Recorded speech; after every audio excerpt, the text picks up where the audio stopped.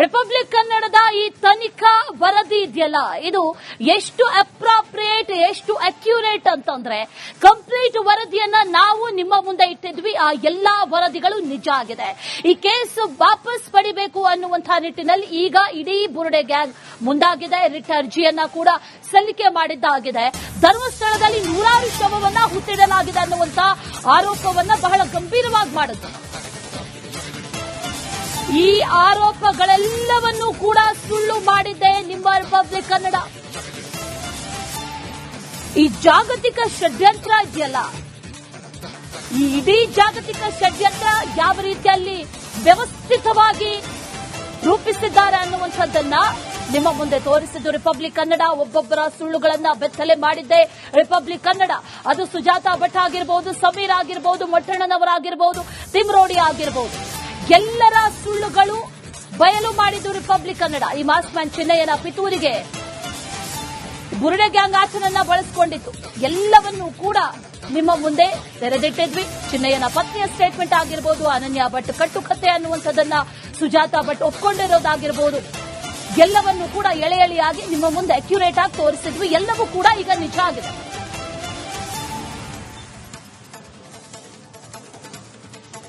ಇದೇ ವಿಚಾರಕ್ಕೆ ಸಂಬಂಧಪಟ್ಟಂತೆ ಡೀಟೇಲ್ಸ್ ಅನ್ನ ಕೊಡ್ತಾ ಹೋಗ್ತಾರೆ ನಮ್ಮ ಪ್ರತಿನಿಧಿ ನಾಗೇಂದ್ರ ಬಾಬು.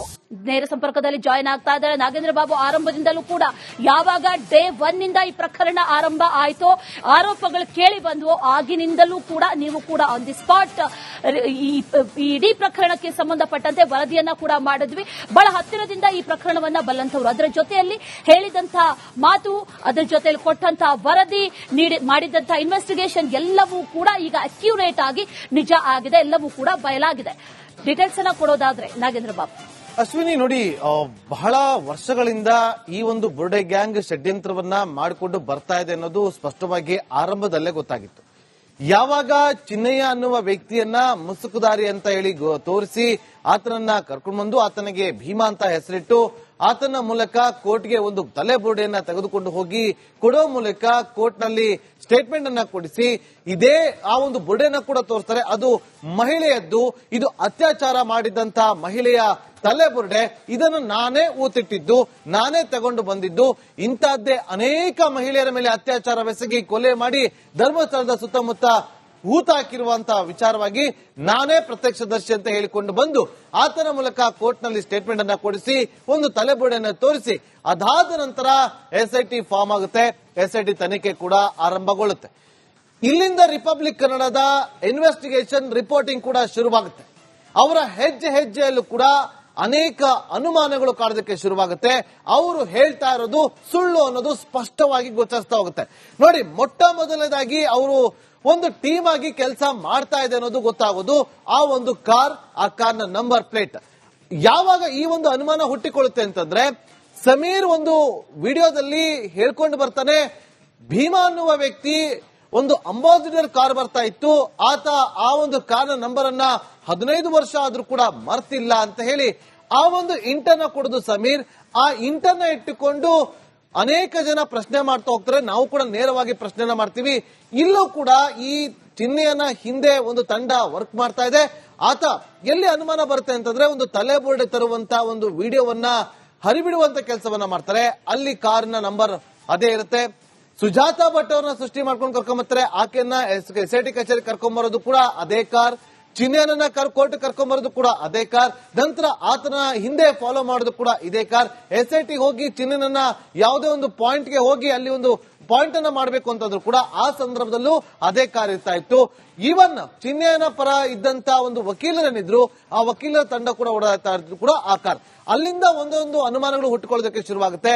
ಆ ಕಾರ್ನ ನಂಬರ್ ಇಟ್ಟುಕೊಂಡು ಒಂದಷ್ಟು ಇನ್ವೆಸ್ಟಿಗೇಷನ್ ಮಾಡ್ತಾ ಹೋದಾಗ ಆ ಕಾರ್ ಯಾರ್ದು ಅಂತ ಬಂದಾಗ ಉಜ್ರೆ ಮೂಲದ ವ್ಯಕ್ತಿಯದ್ದು ಅನ್ನೋದು ಗೊತ್ತಾಗುತ್ತೆ. ಉಜ್ರೆ ಮೂಲದ ವ್ಯಕ್ತಿ ಅನ್ನೋದಾದ್ರೆ ಇವರು ಎಲ್ಲೋ ಒಂದ್ ಕಡೆ ಷಡ್ಯಂತ್ರ ಮಾಡ್ತಿದ್ದಾರೆ ಅನ್ನೋದು ಸ್ಪಷ್ಟವಾಗಿ ಆರಂಭದಲ್ಲೇ ಗೊತ್ತಾಗುತ್ತೆ.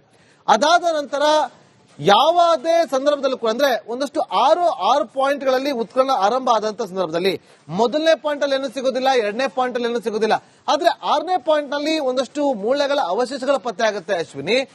ಆಗ ಆ ಸಂದರ್ಭದಲ್ಲಿ ವಕೀಲರಾಗಿರುವಂತಹ ಮಂಜುನಾಥ್ ಅವರು ಜೊತೆಗೆ ಒಂದಷ್ಟು ಪ್ರೆಸ್ ನೋಟ್ ಅನ್ನ ರಿಲೀಸ್ ಮಾಡುವಂತ ಕೆಲಸವನ್ನ ಮಾಡ್ತಾರೆ. ಏನಂತ, ಮೊದಲನೇ ಪಾಯಿಂಟ್ ಅಲ್ಲಿ ಇಷ್ಟು ಮೂಳೆಗಳು ಸಿಕ್ತು, ತಲೆಬುಡೆ ಸಿಕ್ತು, ಎರಡನೇ ಪಾಯಿಂಟ್ ಅಲ್ಲಿ ಇಷ್ಟು ಸಿಕ್ತು, ಮೂರನೇ ಪಾಯಿಂಟ್ ಅಲ್ಲಿ ಅಲ್ಲಿ ಏನೂ ಸಿಗದೆ ಇದ್ದದನ್ನ ನಾವು ಪ್ರತ್ಯಕ್ಷವಾಗಿ ವರದಿಯನ್ನ ಮಾಡಿದ್ವಿ. ಆದ್ರೆ 6ನೇ ಪಾಯಿಂಟ್ ಅಲ್ಲಿ ಒಂದಷ್ಟು ಮೂಳೆಗಳು ಸಿಕ್ಕಂತ ಸಂದರ್ಭದಲ್ಲಿ ಬೇರೆಯದ್ದೇ ಆಯಾಮದಲ್ಲಿ ಒಂದಷ್ಟು ಪೋರ್ಟ್ರೇಟ್ ಮಾಡೋದಕ್ಕೆ ಶುರು ಮಾಡ್ಕೊಳ್ತಾರೆ. ಮಟ್ಟಣ್ಣವರೊಂದು ಹೇಳಿಕೆಯನ್ನ ಕೊಡ್ತಾರೆ. ಇವತ್ತು ಬೆಳಗ್ಗೆ 5 ಗಂಟೆಗೆ ಚಿನ್ನಯ್ಯ ಹೋಗಿ ಸೌಜನ್ಯ ಅವರ ಪಾಂಗಳಕ್ಕೆ ಹೋಗಿ ಕೈ ಮುಗಿದುಕೊಂಡು ಬಂದಿದ್ದ, ನನಗೆ ಇವತ್ತು ದಾರಿ ತೋರಿಸು ಅಂತ ಕೇಳ್ಕೊಂಡಿದ್ದ ಅಂತ ಹೇಳಿ. ಆದ್ರೆ ಆ ಸಂದರ್ಭದಲ್ಲಿ ಕಂಪ್ಲೀಟ್ SIT ವಾಚ್ ಮಾಡ್ತಾ ಇತ್ತು, ಜೊತೆಗೆ ಇಂಟ್ ಟೀಮ್ ಕೂಡ ಆತನ ಬೆನ್ನ ಹಿಂದೆ ಇತ್ತು. ಇದು ಕೂಡ ಅನುಮಾನ ಶುರುವಾಗುತ್ತೆ, ಎಲ್ಲ ಒಂದ್ ಕಡೆ ಸುಳ್ಳು ಹೇಳ್ತಿದ್ದಾರೆ ಅಂತೇಳಿ. ಅದೆಲ್ಲ ಆದ ನಂತರ ಈ ಚಿನ್ನಯ್ಯನಿಗೆ ಯಾರು ಉಳ್ಕೊಳ್ಳಿಕ್ಕೆ ಅವಕಾಶವನ್ನ ಮಾಡಿ ಕೊಟ್ಟಿದ್ದಾರೆ ಅಂತ ಬಂದಾಗ ತಿಮ್ರೋಡಿ ಮನೆಯಲ್ಲಿ ಆತ ಉಳ್ಕೊಂಡಿದ್ದ ಅಂತ ಗೊತ್ತಾಗುತ್ತೆ. ಚಿನ್ನಯ್ಯನೇ ಹೇಳಿ ತಾನು ಇಲ್ಲೇ ಇರ್ತೀನಿ ಅಂತ ಹೇಳಿಕೊಂಡು ಬಂದಿದ್ದ ಅಂತೇಳಿ ಅಲ್ಲೊಂದು ಅನುಮಾನಗಳು ಶುರುವಾಗುತ್ತೆ. ಹೀಗೆ ಇಲ್ಲಿಂದ ಅನುಮಾನ ಶುರುವಾದಾಗ ರಿಪಬ್ಲಿಕ್ ಕನ್ನಡ ರಿಯಲ್ ಇನ್ವೆಸ್ಟಿಗೇಷನ್ ಮಾಡೋದಕ್ಕೆ ಶುರುವಾಗುತ್ತೆ. ಆಗ ಆ ಸಂದರ್ಭದಲ್ಲಿ ರಿಪಬ್ಲಿಕ್ ಕನ್ನಡ ಮಾಡೋದೇ ಅನನ್ಯ ಭಟ್ ಅನ್ನೋದೇ ಸುಳ್ಳು, ಸುಜಾತಾ ಭಟ್ ಅವರು ತೋರಿಸಿದ ಫೋಟೋ ಅದು ವಾಸಂತಿ ಅನ್ನೋರ್ದು. ಆ ವಾಸಂತಿ ಯಾರು ಅನ್ನೋದನ್ನ ಮೊಟ್ಟ ಮೊದಲಿಗೆ ರಾಜ್ಯದ ಮುಂದೆ ಪ್ರತ್ಯಕ್ಷವಾಗಿ ನೈಜ ವರದಿಯನ್ನ ಇಟ್ಟಿದ್ದು ರಿಪಬ್ಲಿಕ್ ಕನ್ನಡ ಅಶ್ವಿನಿ. ಅಷ್ಟೇ ಅಲ್ಲದೆ ಆ ಫೋಟೋ ಯಾರ್ದು ಅಂತೇಳಿ ಗೊತ್ತಾಗಿ ವಾಸಂತಿ ಅವರ ಮನೆಗೆ ಹೋಗಿ ವಾಸಂತಿ ಅವರ ಗಂಡ ಶ್ರೀವತ್ಸ ಅವರ ತಂಗಿಯನ್ನ ಮಾತಾಡಿಸಿ ತಂಗಿಯಿಂದ ಮಾಹಿತಿಯನ್ನ ಪಡೆದುಕೊಂಡು ಅದು ಎಲ್ಲೋ ಒಂದ್ ಕಡೆ ಇವರು ಸೃಷ್ಟಿ ಮಾಡಿದ್ದು ಅನ್ನೋದನ್ನ ಸ್ಪಷ್ಟವಾಗಿ, ಅಂದ್ರೆ ವಾಸಂತಿ ಫೋಟೋ ತೋರಿಸಿ ಇದು ನನ್ನ ಮಗಳು ಅನನ್ಯ ಭಟ್ ಅಂತೇಳಿ ಸುಜಾತಾ ಭಟ್ ಅವರು ತೋರಿಸಿದಾರ. ಅದು ನಮಗೆ ಸಿಕ್ಕಂತ ಮೊದಲ ಗೆಲುವು ಇನ್ವೆಸ್ಟಿಗೇಷನ್ ರಿಪೋರ್ಟ್ ನಲ್ಲಿ.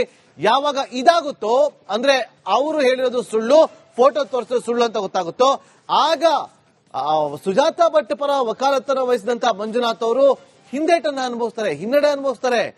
ಅಯ್ಯೋ, ಈ ಅಜ್ಜಿ ಮಾತನ್ನ ಕೇಳ್ಕೊಂಡು ನಮ್ಗೆ ಈ ತರ ಆಗೋಯ್ತಲ್ಲ ಅಂತೇಳಿ ಮಂಜುನಾಥ್ ಅವರು ಹಿಂದೆ ಸೇರ್ತಾರೆ. ಅದಾದ ನಂತರ ರಿಪಬ್ಲಿಕ್ ಕನ್ನಡ ಸಂಪರ್ಕ ಮಾಡಿದ್ದು ಸುಜಾತಾ ಭಟ್ ಅವರನ್ನ ಕರ್ಕೊಂಡು ಬಂದು ಸ್ಟುಡಿಯೋದಲ್ಲಿ ಕೂರಿಸಿ ಅನೇಕ ವಿಚಾರಗಳನ್ನ ಅವರಿಂದ ಪ್ರಶ್ನೆ ಮಾಡಿ ಉತ್ತರವನ್ನ ಕಂಡುಕೊಳ್ಳುವಂತ ಪ್ರಯತ್ನವನ್ನ ಮಾಡಿದಾಗ ಆ ಸಂದರ್ಭದಲ್ಲಿ ಖುದ್ದು ರಿಪಬ್ಲಿಕ್ ಕನ್ನಡದ ಸಂಪಾದಕರಾಗಿರುವಂತಹ ಶೋಭಾ ಮಳವಳ್ಳಿ ಅವರು ನೇರವಾಗಿ ಅಜ್ಜಿಗೆ ಒಂದು ಪ್ರಶ್ನೆಯನ್ನು ಕೂಡ ಮಾಡ್ತಾರೆ. ನೀವು ಹೇಳ್ತಾ ಇರೋದು ಸತ್ಯನ ಸುಳ್ಳ, ರಾಜ್ಯದ ಜನರ ಮುಂದೆ ಒಪ್ಕೊಳ್ಳಿ ಅಂತ ಅಂದಾಗ ಆಗ ಸುಜಾತಾ ಭಟ್ ಅವರು ಒಪ್ಕೊಳ್ತಾರೆ, ಹೌದು ನಾನು ಹೇಳಿದ್ದು ಸುಳ್ಳು, ನನ್ನನ್ನ ಮಟ್ಟಣ್ಣವ್ರು ಕರ್ಕೊಂಡು ಬಂದ್ರು, ಜಯಂತ್ ಕರ್ಕೊಂಡು ಬಂದ್ರು, ನನಗೆ ಈ ತರದೊಂದು ಜಾಗವನ್ನ ಕೊಡಿಸ್ತೀವಿ, ನಿಮ್ಮ ಜಾಗವನ್ನ ವಾಪಸ್ ಕೊಡಿಸ್ತೀವಿ ಅಂತ ಹೇಳಿ ನನಗೆ ಈ ತರದನ್ನ ಹೇಳ್ಕೊಟ್ರು, ಹಾಗಾಗಿ ನಾನು ಹೇಳ್ಕೊಂಡು ಬಂದೆ ಅಂತ ಹೇಳಿ ಸತ್ಯವನ್ನು ಒಪ್ಪಿಕೊಂಡಿದ್ದು ರಿಪಬ್ಲಿಕ್ ಕನ್ನಡ ಸ್ಟುಡಿಯೋದಲ್ಲಿ ಮೊಟ್ಟ ಮೊದಲ ಬಾರಿಗೆ. ಅಲ್ಲಿಗೆ 50% ರಾಜ್ಯದ ಜನರಿಗೆ ಗೊತ್ತಾಯ್ತು ಈ ಗ್ಯಾಂಗ್ ಹೇಳ್ತಾ ಇರೋದು, ಈ ಗ್ಯಾಂಗ್ ಬಿಡ್ತಾ ಇರೋದು ಬರೀ ಬುರ್ಡೆ ಅಂತೇಳಿ, ಬುರ್ಡೆ ಕಹಾನಿ ಅನ್ನೋದು ಸ್ಪಷ್ಟವಾಗಿ ಗೊತ್ತಾಗುತ್ತೆ.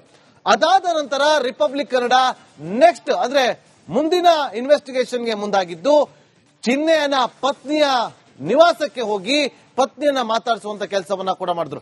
ಆ ಸಂದರ್ಭದಲ್ಲೂ ಕೂಡ ರಿಪಬ್ಲಿಕ್ ಕನ್ನಡ ಸಂಪಾದಕರಾಗಿರುವಂತಹ ಶೋಭಾ ಮಳವಳ್ಳಿ ಅವರು ಚಿನ್ನಯ್ಯನ ಪತ್ನಿ ಬಳಿ ಹೋಗಿ ಮಾತಾಡಿದಾಗ ಆ ಚಿನ್ನಯ್ಯನ ಪತ್ನಿ ನಮ್ಮ ಸಂಪಾದಕರ ಕಾಲಿಗೆ ಬಿದ್ದು ಒಂದು ಮನವಿಯನ್ನ ಮಾಡ್ಕೊಳ್ತಾರೆ, ನಾನು ಧರ್ಮಸ್ಥಳಕ್ಕೆ ಹೋಗಿ ಕ್ಷಮೆ ಕೇಳ್ತೀನಿ, ನನ್ನ ಗಂಡನನ್ನ ತಗಲಾಕಿದ್ರು ಅಂತೇಳಿ. ಆ ಒಂದು ಸುದ್ದಿ ಕೂಡ ಒಂದು ಸತ್ಯ ಅನ್ನೋದು ಜನರಿಗೆ ಗೊತ್ತಾಗುತ್ತೆ. ಜೊತೆಗೆ ಈ ಬುರ್ಡೆ ಗ್ಯಾಂಗ್ ಮತ್ತೊಂದು ಸುಳ್ಳು ಹೇಳ್ತಾ ಇದೆ ಅನ್ನೋದು ಕೂಡ ಸ್ಪಷ್ಟವಾಗಿ ಗೊತ್ತಾಗುತ್ತೆ. ಇದೆಲ್ಲದರ ನಡುವೆ ನಾನು ಖುದ್ದು ಗಿರೀಶ್ ಮಟ್ಟಣ್ಣ ಅವರ ಇಂಟರ್ವ್ಯೂ ಮಾಡುವಂತ ಸಂದರ್ಭದಲ್ಲಿ ಒಂದಷ್ಟು ಕ್ರಾಸ್ ಕ್ವಶನ್ ಮಾಡುವಂತ ಸಂದರ್ಭದಲ್ಲಿ ಅವರು ಎಲ್ಲೋ ಒಂದ್ ಕಡೆ ಅನುಮಾನಾಸ್ಪದವಾದಂತ ಒಂದು ಹೇಳಿಕೆಗಳನ್ನ ಕೊಡ್ತಾ ಬರ್ತಾರೆ. ಆಗ ಸ್ಪಷ್ಟವಾಗುತ್ತೆ ಗಿರೀಶ್ ಮಟ್ಟಣ್ಣ ಅವರು ಹೇಳ್ತಾ ಇರೋದು ಸುಳ್ಳು, ಇವರು ಕೂಡ ಈ ಒಂದು ತಂಡದಲ್ಲಿ ಇದ್ದಾರೆ ಅನ್ನೋದನ್ನ ಒಪ್ಪಿಕೊಳ್ಳೋದಕ್ಕೆ ಕ್ಯಾಮೆರಾ ಮುಂದೆ ಯಾಕೋ ಹಿಂದೇಟನ್ನ ಹಾಕ್ತಿದಾರಲ್ಲ ಅಂತ ಒಂದು ಅನುಮಾನ ಕಾಡೋದಕ್ಕೆ ಶುರುವಾದಾಗ ಒಂದೊಂದಾಗಿ ವರದಿಗಳನ್ನ ಮಾಡ್ತಾ ಬಂದಿದ್ದೀವಿ. ಇಲ್ಲಿಯವರೆಗೂ ಕೂಡ ಮಾಡಿರುವಂತಹ ವರದಿಗಳೆಲ್ಲವೂ ಕೂಡ ಸತ್ಯ ಅನ್ನೋದು ಬಹಿರಂಗ ಆಗಿದೆ.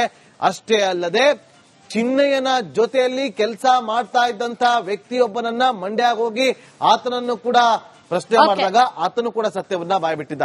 ಇಷ್ಟೆಲ್ಲವನ್ನ ಕೂಡ ಗಮನಿಸಿದಾಗ ಈ ಗ್ಯಾಂಗ್ ಬಿಟ್ಟಿದ್ದೆಲ್ಲವೂ ಕೂಡ ಬುರ್ಡೆ ಅನ್ನೋದನ್ನ ಈಗಲೂ ಕೂಡ ರಿಪಬ್ಲಿಕ್ ಕನ್ನಡ ಸತ್ಯವಾದಂತಹ ವರದಿಯನ್ನ ಮಾಡಿದೆ.